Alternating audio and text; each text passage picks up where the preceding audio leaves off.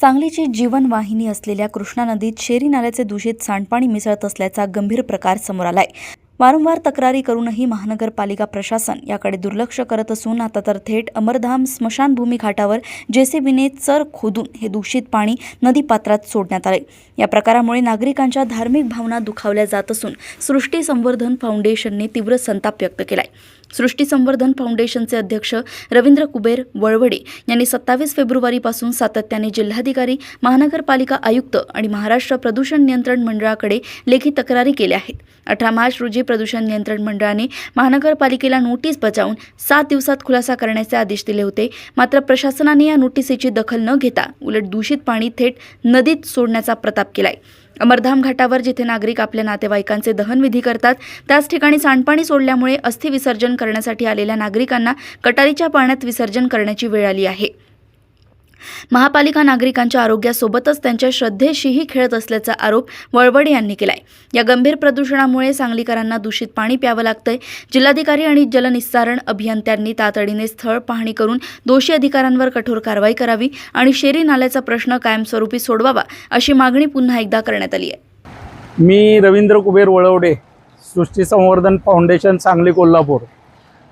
गेले 13 तारखेपासून मी 3 वेळा ह्या शेरी नाल्याचे पाणी कृष्णा नदीत मिसळत आहे याबाबत प्रदूषण महामंडळ, कलेक्टर ऑफिस, कोल्हापूर आयुक्त यांच्याकडे तक्रार केली होती।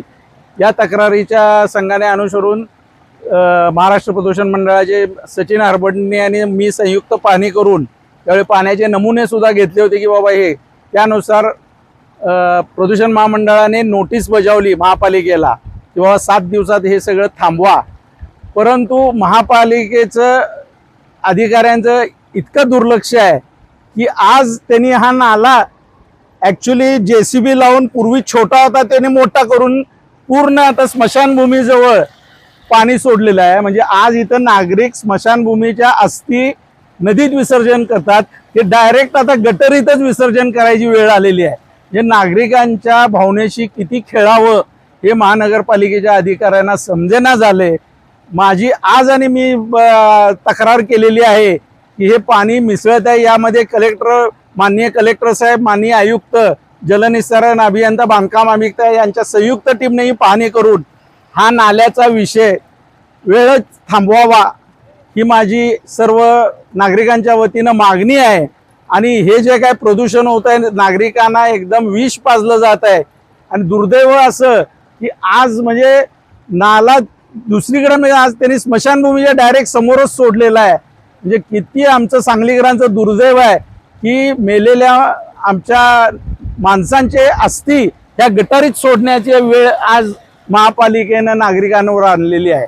यासाठी माझी समस्त नागरिकांना विनंती आहे की वेळेच आपण सर्वजण रस्त्यावर येऊन या शेरी नाल्याचा बंदोबस्त कायमचा करू ही माझे एक सर्वांना नम्र आव्हान आहे। यामध्ये सर्व संस्था, नागरिक यांनी सहभाग करावा ही माझी सर्वांना एक नम्र विनंती आहे। अशाच बातम्या जाणून घेण्यासाठी बघत रहा दैनिक समतेचा आवाज आणि बातम्यांना लाईक करा, शेअर करा आणि चॅनलला सबस्क्राईब करायला विसरू नका।